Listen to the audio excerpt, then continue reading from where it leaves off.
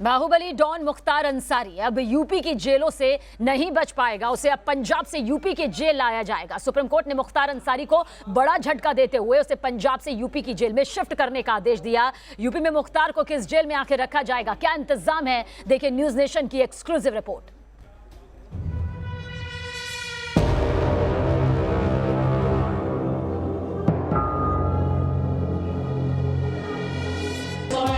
यहाँ चल रहा है ऑपरेशन माफिया। दंगाइयों की जगह वो जेल होगी या कहीं और जगह होगी।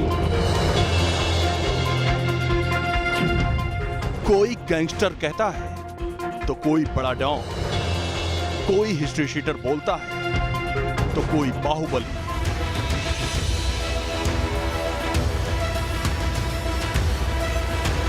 यह है यूपी का दबंग विधायक और माफिया मुख्तार अंसारी। जो लोग पूर्वांचल की राजनीति को जानते हैं वो इस चेहरे को भी अच्छी तरह से पहचानते हैं।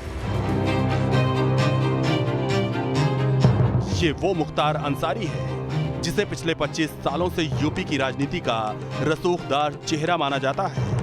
वो मुख्तार जिसका पूर्वांचल में सिक्का चलता था, जिस मुख्तार की दबंगई और बाहुबल के कई किस्से हैं, जिस मुख्तार पर यूपी में कुल 30 एफआईआर और 14 मुकदमे अंडर ट्रायल है। वो बाहुबली आज अंदर तक डरा हुआ है, वो थर थर कांप रहा है। कारण है सुप्रीम कोर्ट का एक फैसला, जिसके बाद अब उसे यूपी की जेल में शिफ्ट करने का रास्ता साफ हो गया।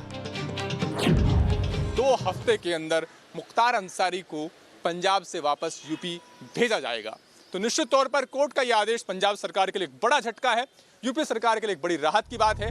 सुप्रीम कोर्ट ने अपने फैसले में कहा है मुख्तार अंसारी को 2 हफ्ते में यूपी भेजा जाए। अब प्रयागराज की विशेष कोर्ट यह तय करेगी कि मुख्तार को बांदा जेल में रखना है या फिर किसी और जेल में रखना है। मुख्तार के खिलाफ प्रयागराज की स्पेशल एमपी एमएलए कोर्ट में 10 मुकदमे पेंडिंग हैं। अंसारी को 2 हफ्ते के अंदर उत्तर प्रदेश पुलिस के सुपुर्द कर दिया जाएगा। पंजाब की मोहाली पुलिस उसे एक रंगदारी के मामले में पंजाब लाई थी और तब से वो पंजाब का ही होकर रह गया है। हालांकि उत्तर प्रदेश ने कोर्ट का रुख किया और उस कुख्यात अपराधी को उत्तर प्रदेश लाने की गुहार की। तो अब देखना होगा कि पंजाब के गृह विभाग इस ऑर्डर को चैलेंज करता है या फिर मुख्तार अंसारी को यूपी पुलिस को सौंप देता है। 2 हफ्ते के अंदर यूपी की जेल में शिफ्ट होने के ख्याल से ही इस माफिया डॉन के पसीने छूटे हुए हैं। अब आगे क्या होगा ये सोचकर ही मुख्तार की रातों की नींद काफूर हो चुकी है। अपराध और अपराधियों से निपटने का योगी सरकार का अब तक का रिकॉर्ड उसे अंदर ही अंदर डरा रहा है, क्योंकि योगी एक बार नहीं बार बार कह चुके हैं कि यूपी में अपराध के लिए कोई जगह नहीं है। अपराध के लिए उत्तर प्रदेश में कोई जगह नहीं होगी, अपराधी के लिए भी कोई जगह नहीं होगी और अपराधी के संरक्षण दाता के लिए भी प्रदेश में कोई जगह नहीं। यूपी की विधानसभा में दिया गया योगी का ये वो बयान है जब उन्हें सत्ता में आए महज 2 महीने हुए थे। योगी ने अपने इस बयान का कितना अमल किया वो देश इन तस्वीरों के जरिए देख चुका है, जब ऐसे ही एक नहीं कई अपराधी अपने गले में तख्ती लगाकर खुद गिरफ्तार करने की गुहार लगाते हुए यूपी के पुलिस थानों के चक्कर काटते नजर आए। साल 2020 की ये तस्वीरें तो आपको जरूर याद होंगी, जब बहुत बड़े माफिया डॉन बिकरू वाले विकास की गाड़ी उज्जैन से कानपुर आते आते पलट गई थी।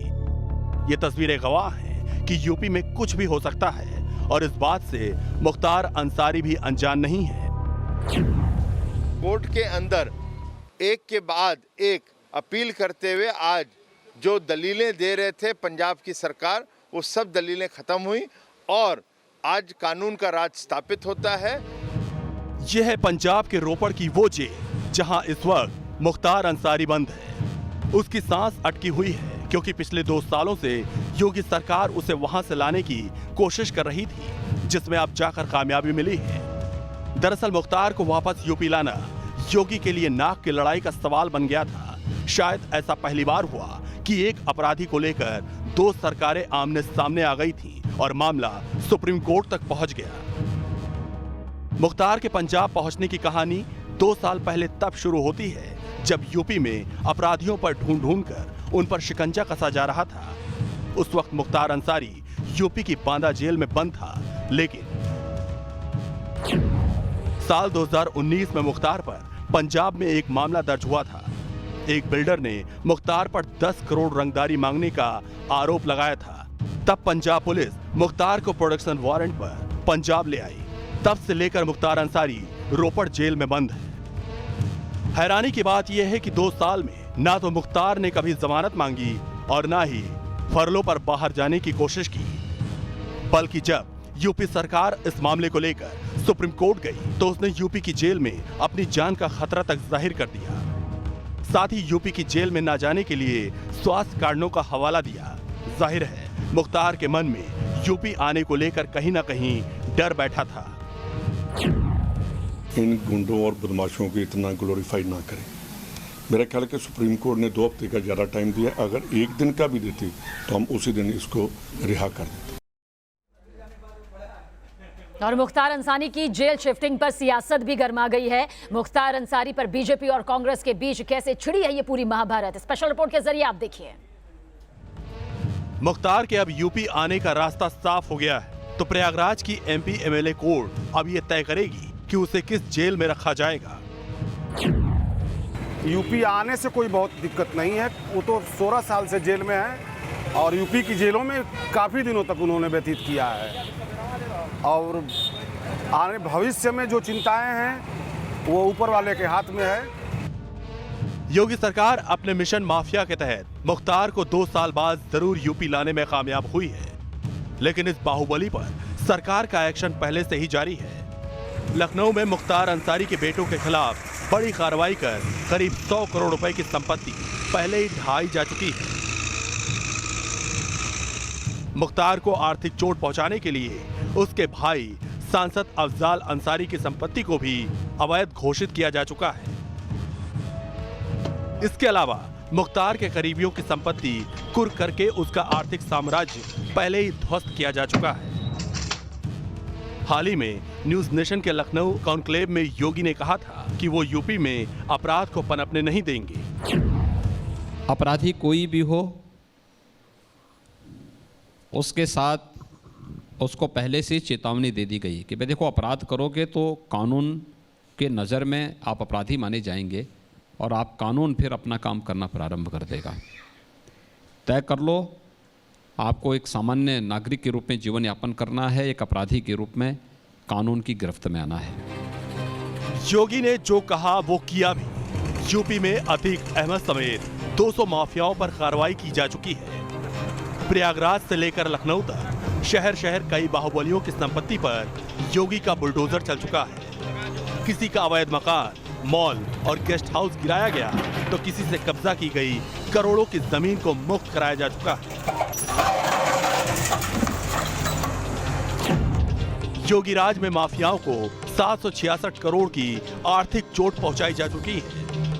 इतना ही नहीं, योगी के 4 सालों में यूपी में 135 अपराधी एनकाउंटर में मारे गए हैं।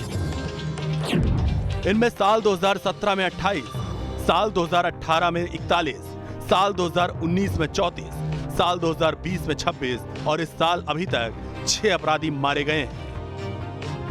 साफ है, अपराध और अपराधी को लेकर योगी सरकार की नीति जीरो टॉलरेंस की रही है। और अब मुख्तार के मामले में कानूनी लड़ाई के बाद मिली जीत भी इसी बात का सबूत है। मुख्तार अंसारी पर यूपी में 14 केस दर्ज है, जिनमें कृष्णानंद राय की हत्या का मामला भी शामिल है। मुख्तार के यूपी आने के सुप्रीम कोर्ट के फैसले के बाद कृष्णानंद राय की पत्नी और बीजेपी विधायक अलका राय ने संतोष जताया है। सुप्रीम कोर्ट ने उसको वापस आने के लिए आदेश कर दिया है, तो उनको मैं धन्यवाद देना चाहती हूँ कि आप तो मेरी बात को समझे हैं, उसको उत्तर प्रदेश भेजने का कष्ट किए हैं। अलका राय की तरह कई ऐसे लोग हैं जिन्हें मुख्तार अंसारी के यूपी आने का इंतजार था। ठीक 2 हफ्ते बाद वो इंतजार पूरा होने वाला है। Team news nation.